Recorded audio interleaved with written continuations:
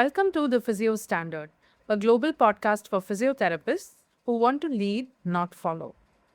Today, we are joined by Dr. Poonam Pal, a senior physiotherapist with experience across both private and public healthcare sectors in Singapore. She also carries research experience from New Zealand and is deeply involved in teaching and clinical mentorship. In this episode, she shares her insights and journey on building a physiotherapy career abroad after moving from India. Hi, Dr. Poonam. It's very nice to meet you today, and thank you so much for coming to the podcast. Hi, Vidya. Thank you for inviting. Looking forward to the podcast.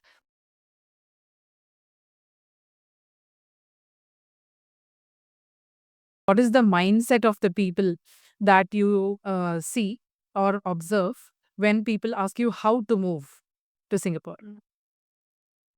So, I think the most common platforms that people engage with me is in LinkedIn. But I think majority of the time they're connecting because they want an answer of how to maybe move to either New Zealand or maybe Singapore, or how do you navigate this thing. And I think the reason they want to know is because they see the fellow physio out there with probably a similar background with them coming from India. And they probably also do understand their challenges in terms of moving, in terms of registration. I don't think money is a concern about how do I move, but sometimes when you know that there's something there positively, then money doesn't become so much of a barrier obstacle. So I think they want to connect to know what is there and how can someone give them a easier way rather than them trying to fish out all the information themselves. Right, right. Okay, yeah. I think yes. I think even I've had a couple of friends who moved abroad, and it's always been better opportunities, especially financially. That has been a motivator, even when the expenditure initially from our side is quite high, might I say. And I So, mean, just that, if you don't mind, I think initially when I don't know our time when we started physio, right, it was painted as a very rosy picture. It was always that you would go and get your degree, and then I think the sky is the limit. You can go to any country you want, and then when the realization comes later on, I think at that time where in the early 2000s you didn't have much information available in the internet, or you did not know how to get the information. So I think that has changed drastically. I think knowing that so you've said financially the opportunities are there, but how do I know which ones are correct and whether I've embarked on the correct journey that I want to know? Yeah. how important is it to ask the why should I move question before the how should I move question? What I have never asked people, why do you want to move? But I can share perspectives of people I've worked with and why they move is because I think a lot of it is financially because you do not have that earning potential back in India. And the structure to maybe pay physios and I am not an up to date, so I apologize if there's anything that it's not, but I'm saying from my experience. So I think the way of people, paying a physio and physio earning potential is very limited. So I think probably that may be one of the reasons. The other reason is probably they want more autonomy. They want to do things with the best of their scope. I think somewhere our profession still faces that challenge that a lot of it is told by you should do this, and because the referral sources comes predominantly from other people, so we kind of are a bit stuck in professional satisfaction. So I think money, yes, definitely one part. Other thing is that they want the professional satisfaction. They want the autonomy. They want to do their job to the best of their ability of what they are taught actually in the curriculum, because teaching and practice is two different things. I'm happy to say that things are changing, even in India, where the earning potential as well as how people work, the working style, and doing the best for your patients is coming up, and it's promising at the moment. But I understand. I mean, there are still a lot of takers who, people who move abroad for mainly financial reasons and to have that practice autonomy, like you said. When it comes to eligibility, how should physiotherapists evaluate if their degrees are recognized internationally? You need to be really sure why you want to move overseas, okay? Because overseas has got its own practical implications. Before you move, also, you need to know what are the logical steps that you have to. I mean, you really have to know which country you want to move in and what are the requirements for registration. because without registration, you would struggle. There's no other way to get in. But at times when you move in and your degree is not recognized or the university is not recognized, you face a lot more hurdles than satisfaction. So I think you should move, really know that I had everything in paper, perhaps even get the licensing back home before you make that journey. It's not going to be easy going in a foreign country and then figuring it out. It's better you stay where you're comfortable, get everything sorted, have it in hand before you move. Okay. It has worked for those people who say have are okay, are open to diversify, I think. So sometimes in all naivety of everyone else, when we move, we think things will work in our favor.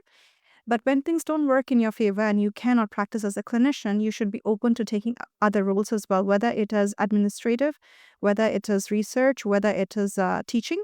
I need not be teaching in physio because with license plays a big part in teaching as well, unless you are doing under supervision, which whatever country has their own regulation. But you need to be open to diversify. And then if that's your goal of going back to practice, then you should figure out how you're going to come back to it. So there are a lot more precautions that I would suggest or I would encourage people to look at before you actually embark on the moving part. So in some instances, people think that when they go for a master's study, which is most of what colleagues have done in the past, my time, they have gone for a master's and assumed that because they have a master's and they will pass out with a master's degree, which, like, you will pass out eventually, right? Not that you struggle. So they think that after that licensing wouldn't be a problem. But everything boils down to what your undergraduate qualification is and where did you get it from. And that is one thing I want to tell each and every physio in India, that you need to always fall back to where your undergrad degree was from. That is what they see first. Every registration board will ask that question, where was your primary degree from? And say you've worked in a country for a very, very long time, it had 5-10 years of experience, it becomes easier then, even if your degree was not recognized. So these are some of the practical considerations you have to have. Do you think moving abroad from India is the right decision for everyone? And who should seriously consider it? Moving from India to overseas Yeah, is not the right decision for everyone. of course. Yeah. It's not. There's a lot of things that you will realize when you come. When I was passing out, the standards that we used to go is Australia, New Zealand, because that is what it was, at that time to be. But the scenario is changing as well. So moving overseas is not for everyone unless you're really prepared to know that it is not going to be rosy. You need to know that I've had the license and I can practice now. And even with the practice now, you also need to see whether you have the relevant visas to be practicing. You could have a license, but you may not get the job because it's going to be a work visa that has to be sponsored. So again, you have to see that part. So there are few considerations. Licensing, yes, does eliminate that picture. But having a peer, if you've had someone in your own batch that has gone to some certain country, same qualifications as you and gotten, that opens a door for you for sure, because there's something that has happened there and you can follow that path. And I think that's why people maybe sometimes message. But then if you're someone who is going to be really new in a country where no one else has entered in, you are the one who is the first one trying to navigate that. And always take that the outcomes may not be favorable. And that's why I said you have to diversify. Yeah. Right. So, broadly speaking, how do different regions differ in their licensing processes and accessibility? Every registration board is also evolving from what it was. And I think the best answer to that is look into the registration boards to see what are the requirements now. Because Mm. what it was 20 years ago when I graduated has drastically changed. Okay. So if there's someone with an Indian degree there, it opens opportunity for you can explore further. But I think look at the website for the latest update. What has worked previously may not work now. What wasn't possible last time may be possible now. So check out the board. I think the best people to, and they're there to help you out actually. So the number of times you write to them, you are seeking clarification for what is there. So do your homework and email so that it becomes easier for you. Right. Yeah. Right. Beyond moving abroad, how can one make a decision about where to move, how to move, etc., based on how they want to grow their career path? Maybe look at what each country is offering. So I think if you look at Australia, New Zealand, UK, they have much more diversified roles over there for physios that you can do. You can do clinical, you could do research, you could do administrative. So a lot of opportunities are there in terms of what you can do. If you look at maybe UAE and things like that, right? I think what I generally see, and it's my perspective, is people are either into teaching or they're into clinical practice. So I do not know how much of it they can diversify, but the multiple portfolios that you can hold will be in countries which have physio as established profession for a longer period of time. In Singapore, within the clinical setup, we have broadly acute, and I mean, you have the public sector and the private sector. In the public sector, you do have the ability to do predominantly clinical research and some teaching. If you enter private practice, predominantly clinical. So again, this is speaking to, if you do meet someone across the LinkedIn or other people that have worked in other countries, you can ask what are the opportunities, because you need to know predominantly where you're being paid from, and that's where your visa or your licensing or things would be from there. But most of the time, people enter the clinical pathway unless you really want to enter in a research field, and that's where your PhD comes in, where you can see what the PhD programs are there, and after PhD, what opportunities are there. Some people will enter more into research space. So you have to look at what jobs are advertised, and which is pretty much easier nowadays, right? When you go into, say, JobStreet, and you put in your things and you look at what job you want, and you even put a feed to yourself alert to see what is coming, you will know as a physio. If you say, send me all the alerts for physiotherapy advertised position, within a month, you know which place is advertising what kind of positions. So if you're looking at Singapore predominantly, it's clinical setup. If you look at Australia and New Zealand, and there'll be a lot more of research, postdoctoral, PhDs, that kind of thing. But if you want clinical, there's also clinical as well.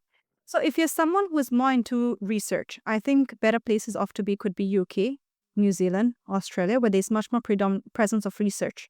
Not that there isn't, like comparing those to Singapore, I think there's limited opportunities for PhDs and scholarships and pursue a research career in Singapore. I think Singapore's more predominant clinical. There is, we do have clinical PhDs and PhD programs now. But if you're looking for abundance of what can be more, I think these countries offer much more. And so that's why I say you have to do your research to see what is being currently offered. If you're looking for predominantly research or kind of positions, it will be somewhere, or administrative, it will be somewhere other than Australia, New Zealand, UK.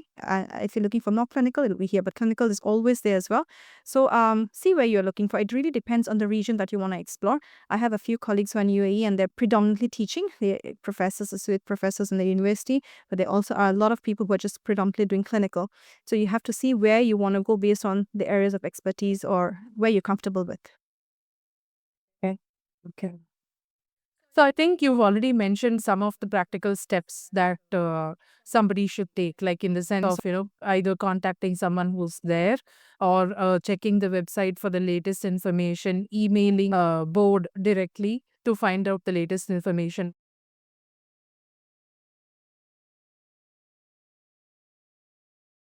Apart from this, what are the 2 to 3 practical steps that one should take before they want to move abroad or they choose to move abroad? Okay, so my recent experience with the Australian Physio Board was, I think, besides having all the papers and your emailing and getting the information, you have to be practicing in the area that you want to go towards, right? And you have to, so say you're an MSK physio, you have to be practicing MSK, right? And you have to be somewhat full time. What different countries have different full time. I think Australia consists 36 or 40 hours. So you have to be full time practicing. You have to kind of be there for a while, let's say 6 months to a year, in wherever you're practicing, and because you will need references, and you will need references from your employer. You will need salary slips for the last 6 months or a year, whatever it is. There's a lot of cross check that happens, so you have to be very aware. It's not aware. I mean, this is something that we may think. So, what you're submitting, whatever documents, say, for example, someone may be doing a full time job somewhere, and the weekend they're freelancing and doing something else. And say you submit the freelancing one. Whatever documents. So if the freelancing is really very off, like 1 month I don't want, whatever things you put in has to be clear. When you put in your full-time hours, if full-time hours really has to tally with what you put in there and what your employer gives you there, there's no kind of like iffy things going on, and they will check back on, let's say, like the deposits, your salary slip, and sometimes the deposits in the bank as well. So it goes to that level of cross-checking. whatever documentation you're going to have, whether it is transcript, whether it is, you have to have everything up to date. It can be, I am missing a document here. I don't have this. And you have to be very sure of what you submit. So, what I suggest to anyone who does it is that whatever degrees that they have collected over the years, from the bachelor's all the way to, let's say they've gone to employment, they should have the offer letter, they should have the relieving letter, or they should have something known as work experience letter.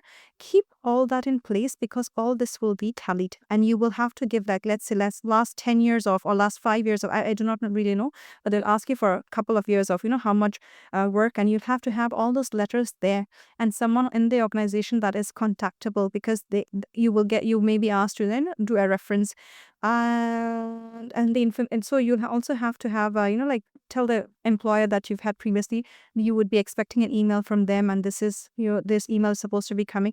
So all that tally goes on. So make sure your documentations are okay. Make sure you have looked into the process and you have everything ready. If you're missing your birth cert, you're missing your passport copy, you're missing anything, please get it sorted, because it will delay you anyway in detail. Yeah. It will delay you if you keep delaying things. Yeah.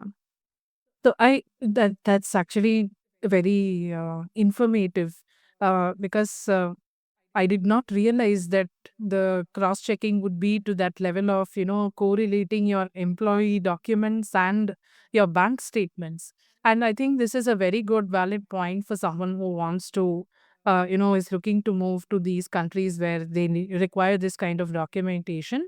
And I think another good take home for me was, it's not just about moving. Now you also have to think about what you want to do clinically there, and prepare yourself to be in that same field here and work in that environment. So I think those were really some good, valuable points. Probably not following these steps would definitely be mistakes. But apart from this, what are some common mistakes that you see, that delays the licensing process for physios, or it makes it not being able to happen? Why you may not end up getting a license is you need to have you have to have your experience as well. You see, the reason this license was created is to protect the public, in terms of the job you're doing, and you hold an accountability, right? So if you're a fresh grad, unless you have mutual recognition within the country, it's going to be hard. And so you need to be prepared. It's not that I had, for example, you're a very good student, you pass in first class, whatever, and then you will have a license. That doesn't happen. You need to work for such a number of years and collect your evidence on your work experience before you do. Australia and New Zealand mutually recognizes each other's qualification, and so it's easier for them to get so you get an Australian license, you can get a New Zealand license, you get a New Zealand license, you can get an Australian license. Besides those two countries, I'm not really sure. And then they have other pathways that are there. So you will not get it if you think that, like, if you don't have years of experience backing you behind. Sometimes it can be just that. Sometimes it can be that if in a drop down list of your registration board, if you're going for, let's say, UK, Australia, New Zealand, or Singapore, and your degree is not there, it's going to be hard. And this is not just for physios, it's for medical doctors as well. So, like with any medical profession, please look through the country that you want to go. If your university is not there, it's going to be very hard for you to automatically get it. Then you have to say, if you still want to go, then you have to say, okay, so what is the other way that I can go? And then you probably have to, write an exam, which is theory, practical, and then pass that. So you need to know the pathways. Otherwise, it's going to be hard. Yeah, you're just wasting, I think, your money, which is also expensive. All these licensings are expensive. And I think at some point, I'm not really sure, but most of the time you'll also have to write an English exam, which is IELTS or ETE or TOEFL. And you need to know, it doesn't matter whether in India your undergrad degree was in English, but that is the requirement that they have. And they have very strict requirements. So I don't know whether they want overall 8 or 7, but you have to see each country has its own. And you'll need to have that. There's no exemptions. So whatever is stated, you have to just follow through. Yeah. So definitely the physios who are applying for these licenses will also be, working here in India. So how do you think, I mean, being on the academia side of things also, how can they prepare for these processes and licensing exams while also, being in a full-time job here? Physio, predominantly 3 areas that we go through, right? We go through cardio, neuro, and musculoskeletal. And now we have diversified. We have a lot of geriatric attachments. We have a lot of, like dementia, or you have a lot of other variation. But predominantly, when you go to any country for licensing, you will be tested in three areas, which is a cardio, neuro, and MSK, right? And say if you're a person who is, say, you're just doing predominantly neuro, you will have to be competent to the level of a cardio and a musculoskeletal at entry level for that country. It's a requirement. You understand? So, Yeah. also if you are 10 years experience in, say, for example, MSK neurology, and you fail your cardio, you won't get your license. And most of the times, so you have to pass three modules with, a lot of it is also, there's a theory component to it. Every country does it differently. So look at what is the requirements. Certain countries is mandatory to pass everything together, and whether they give you, if you fail a particular module, can you repeat that module? What happens? They'll give you the details later. I'm not sure that I can comment because it changes as you go along, or people.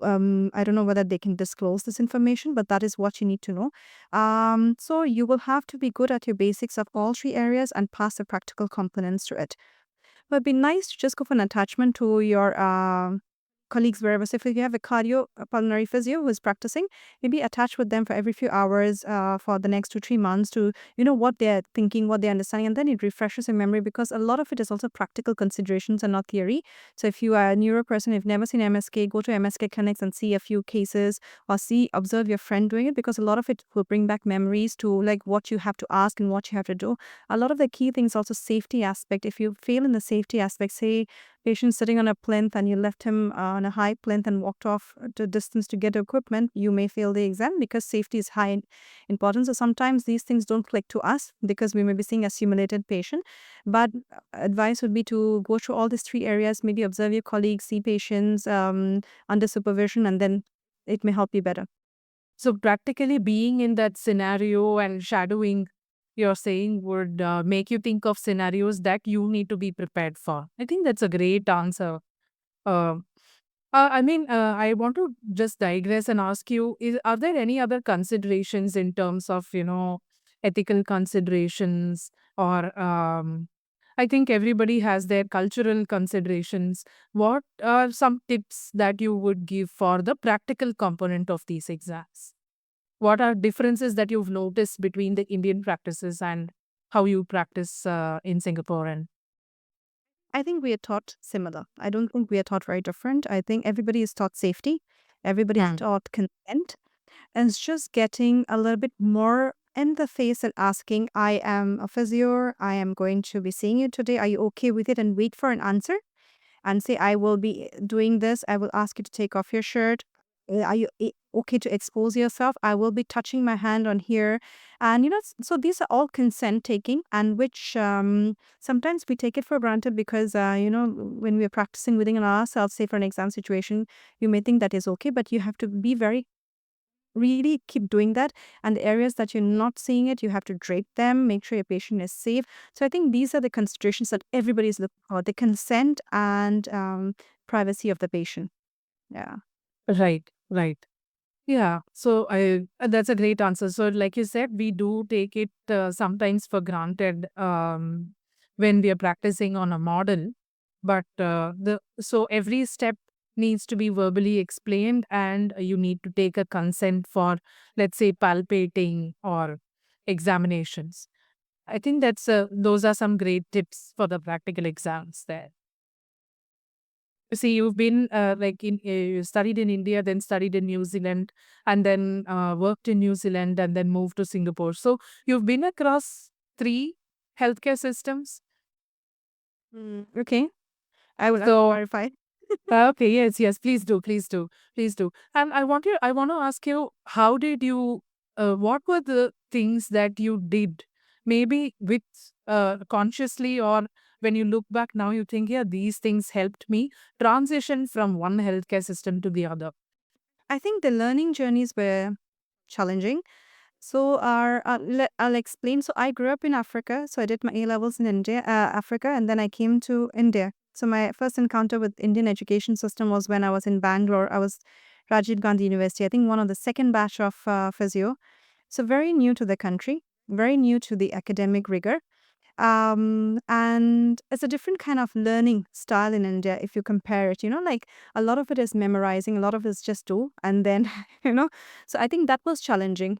I did work in India for a couple, maybe less than a year, and I was doing mostly home visits and stuff because I was preparing to go to New Zealand, and these things take time. Really working in the hospital in India, no, but I did internships in various hospitals and things, and you,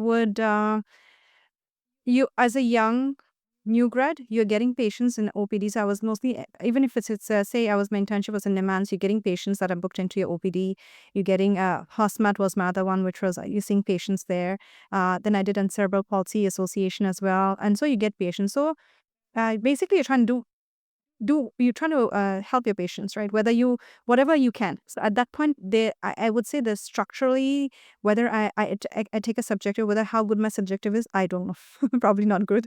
And objective, whatever I'm testing, whatever you see, you test and you treat because you have a certain number of hours. I think I enjoyed those process, but was very sheltered in the sense you're giving the patients, right? There's no pressure on you to, will they come back to me? Because there's a lot of patients coming to you, right? So I think these are challenges that later on as we grow up as an person who wants to earn, right? You must make sure whether you're doing the right thing, your patient's satisfied, they're coming back to you. So these guns, but at that time it was okay. You're trying to just learn things. So when I went to New Zealand, it was entirely master's and PhD, and was only research. So when I was working there, was as a research fellow.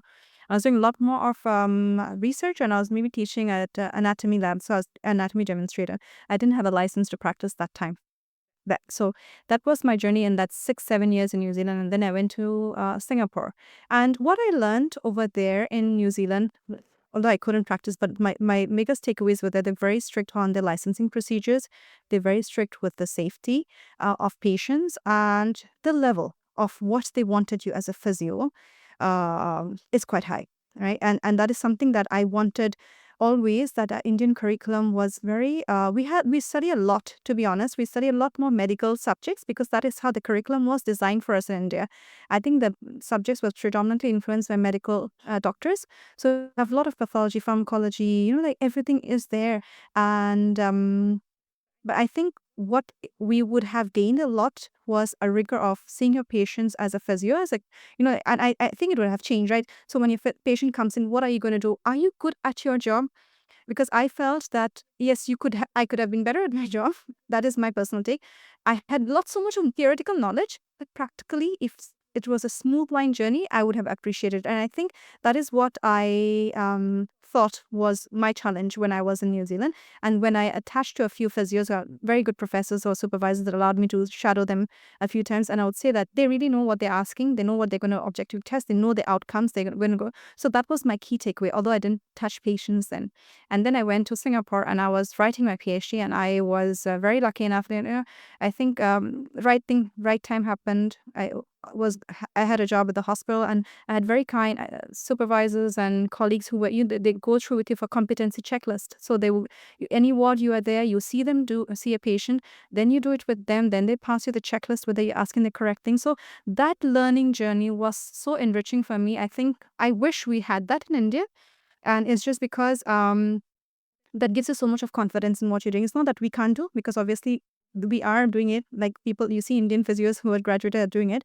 So it's, I think, what we lacked at that time, and that is what my take is, and I may be biased, is the structure. And someone grilling you to, are you doing it correctly? Are you doing it correctly? So you become better at your job. So learning handstand, my first few years was really basically, it was like almost like relearning everything. So you're learning a foundation, you're doing it correctly, and you're being supervised. And I think what really helps is you have to accept that I know this, I do not know this. I may be good at, I had a PhD, but I was starting as a junior physio. And you need to let all that thing go aside and do what you really want to do. So if I really wanted, I would really want to do with patients. And I made sure that I was so vulnerable that I would ask questions. Why are you doing a calf length measurement now? And, like you have to really ask to be vulnerable, because if you don't, you will not grow. That was my take on it. And so I worked then at acute hospitals. I went to a community, then I went back to acute, and now I'm in private practice. And so again, you see, coming back to your question and linking it back to when I was in India, now in private practice, you have to be good at what you do. Not that you can be bad in the hospital. What I'm saying is that your patients won't come back to you. They're not going to pay you, right? And in the public sector somewhere, there's some funding, and you have a lot of patients. So like you may get by, but if you're not good in the private practice, people will not willing to pay, like all sort of things, right? And of course, so here the challenge becomes in private. You have to quit enough and you have to educate your patients and you have to have outcomes so that they come back and see you. So the challenge now becomes slightly different. But having said so, I think if you're a conscientious person and you want to learn, there's always going to be a learning journey. So coming from a public hospital to a private, I had to learn.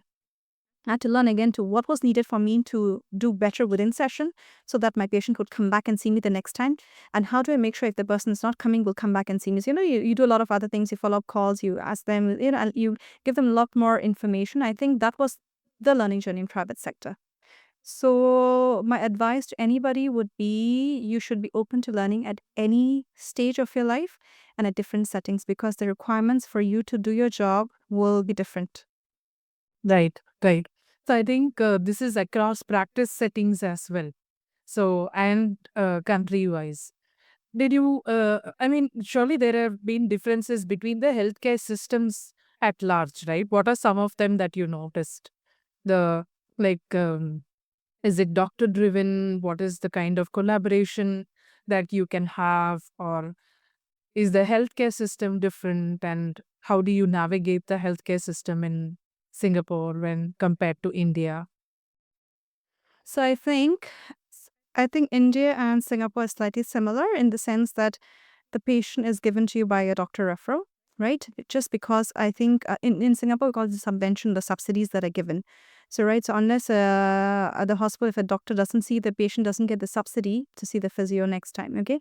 And similar in the private practice, if the because a lot of treatments are insurance basic, the doctor doesn't see and doesn't refer to physio, the patient cannot activate the insurance for the physio. Similar in India, I think patients will only come to you if the doctor has referred you. But if they're out of paying pockets, they come to you. I think Australia, New Zealand, and I can speak more for New Zealand because when I went back to my clinical studies, they have ACC, which is Accent Corporation. I've forgotten the full form. Check for you. But what happens is your first contact practitioner over there, and you're registered physio, and you can turn up to the physio, and the physio can, like you are subsidized as long as you see a registered physio. So I think that is the difference that you see over there. But again, if it's someone who is privately paying, again, that thing comes back to you. But yes, your referrals can be driven by the doctors in New Zealand as well. But a lot of the time, you are the first contact practitioner here. In Singapore, we call ourselves first contact practitioner even in private. But if that's the patient wants to pay, the first contact definition changes a little bit in terms of how do you, yes, you're first contact in private, but what happens, how will the patient pay for it? If they're paying cash, yes, you're, you're first contact. But if you have to trigger the doctor, then you have to send them to someone and then come back. And I think that thing is better in New Zealand in that context because you can go and everything is triggered in the New Zealand physio can then say, I think x-ray is needed. You refer to a specialist and everything else gets sorted for the patient, which is very different from what we're practicing here. So, is there something that you did during your moves through these three different healthcare systems that helped you sort of adapt to, from one system to, the system in India to the system in New Zealand and then in Singapore? That how did you adapt yourself as a clinician? You have to respect the country that you're in. So if you know that I'm in Singapore and I'm in India and I need a referral from the doctor, you have to establish that rapport. You have to establish that respect so that, and everybody wants the best for their patients. So if you approach a doctor and say, I'm so and so, I'm seeing patients in this field, and you can see a patient, give them follow up, I think that rapport. So that is what we work with in Singapore and India. So in New Zealand, it is, you know that the patients will come to you first contact, you can refer them out, you can do a lot of things. So I think you follow the system. Okay, that empowers you a little bit more. You're not so worried because they're coming, but that also the responsibility of you being first contact. You miss anything, patient, like it's someone's life, you're missing out things. So I think each country or each region has its own challenges and you will have to adapt, right? So if I were to say go to Australia, New Zealand to work now, you'll have to know that not that the responsibility is lesser here, but your hat changes. You have to make sure that you've checked a lot more because now my doctor colleague is not going to help me check that boxes for me, right? So you cannot be like a little bit relaxed. So I think the responsibility comes in and you kind of have to adapt to, you need to know what I need to cannot let go and what I have to take care now. That's a great answer. So actually knowing where you're moving and what is the healthcare system there and what are your current qualifications, and how do you sort of bridge that gap? So that would help you to, prepare yourself for that new and upcoming healthcare system that you're moving to. In this whole conversation of moving abroad, how would you say one should navigate factors like salary, cost of living, sponsorships? Research. I think you need to research where you want to move, look at the cost of what is involved, and see whether you can survive, right? Because yeah, uh, to each to its own. Different people move for different reasons. It's a different ball game if you're single as you're married and you have kids and you have dependents to take care. But I would always tell people, look at the cost of living. Look at cost of living involves rent. So sometimes we take it for granted. What is my cost of living? Rental, food, travel back and forth to the country where I come from, and how much am I paid? Eventually, what am I saving? Is the saving worth it? Was it less more than what I come? Eventually, what is the potential growth of being there for, let's say, 2 years, 3 years, 4 years? If you are, like you're moving. So if you're moving, you also need to know your 5 year, 10 year plan. If I'm going to be in this country for 5 years, this is what I want to achieve. Whether I want to say you offered a job in, say, a community sector, this is the job. Eventually my job is to move to like maybe a hospital setup in the next 3-4 years, and you need to know what are the potential salary increments that you get.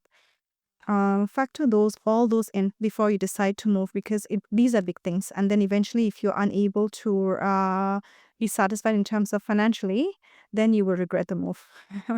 And then leaving a country where you have established better, then you're back to square one. So you need to understand why you're moving.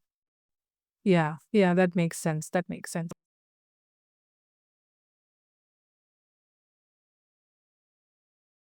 With physiotherapists becoming more globally mobile, how do you see international careers evolving? Do you think that international careers are going to change over the next 5 to 10 years? So I think what is the future of physio? I think most of the time, if you see, we are much more connected, right? And the textbooks I used to read, I've met them at conferences or you meet them. You see, a lot of them are now doing YouTube channels, or they're on different platforms and they're presenting. And most of this recordings are available, whether you go ISP website, whether you go whoever researcher you follow, and you see that they will be giving talks. So I think the opportunity for you to grow as a lot if you are following all these researchers, or you're following particular areas that you want to be an expert in. I think you can grow. What is also possible is for you to connect to these people. So I think last time it used to be, like to do a course, you have to fly to that country, right? So if you want to do something, and now we have that ability that where if you have enough people, we can call these instructors back to a country and then say, can you train us to do that? And a very good example that, you see all these McKinsey courses that run in India as well, and we are attending the same courses all over the world, right? So I think there's what the ability to know a lot of your leaders in physiotherapy is much more because of the online platform that we have. And I think the ability to connect with one of these people as mentors to, just that you follow their journey, you follow their research, you get better, is also there. The ability to do a lot more of, we are a lot more into teleconsult and online thing as well. So just the fact that we can connect and we can do this podcast without never meeting each other, right, is again the possibility of what we are doing. So I think if you've known a physio that you want to have an opinion about, I think that the future isn't so far off that you can say, can I just have a teleconsult with this, say, Peter O'Sullivan, like you want to meet him. I don't have to Yeah. say nothing. And then you can, the possibility of having that teleconsult platform is going to be there. I think that is something that is very heartening to see that, we can do that. And it's not that we cannot reach a person now. I think the ability to reach out to people is much more. Yeah. That's great. That's great. And I hope that, we can even do it the other way around where, I were good with the concept of medical tourism, where there we have a lot of patients from abroad coming to India to get their surgeries done because the costs are significantly lower. And I was always thinking that, yes, if we have if we study similar and our degrees are valid and all that, then maybe that is a possibility for us in the future where or even currently where people abroad can even consult physios from India, and the costs might be that might be one other accessibility for them. Let's say people with no insurance, or who want to have long term sessions but don't have the insurance to support it. I mean, physio is what. So I was reading somewhere else, but there was this guy who's opened a neuro rehab center in some. I don't know whether it's Bihar or Jharkhand an area, and he has all this equipments that are flown in, and he's running this entire robotic kind of rehab for stroke patients. So I think these are things that are making healthcare more accessible. All right, and I hear from a lot of people, even in Singapore, they want to go to Kerala to do some Ayurvedic treatment, or like all this kind of treatment, and they not just because of the fact that it's cheaper, but it's much more authentic as well. So I think if you pitch in that way, and of course if they're coming for surgeries in India and they're coming for a lot of things, because then physios, as you said rightly, we are trained with alongside our colleagues, and so if they're coming here for surgery and they need that rest and rehab for a month, we could be one of those people pioneering for such a thing and following up with the patients online. Yeah, That is also a possibility. yeah, yeah. Okay. So this was a very great, insightful podcast, and I think we dived into a lot more than just moving abroad, how to, why to, and all that. And there were a lot of thinking, mindset topics that came up, and tips that you had given about how to approach a practical exam, and how to, what are some things that you should think about before moving. And it was a really great, informative podcast. Thank you so much for your time, Dr. Poonam.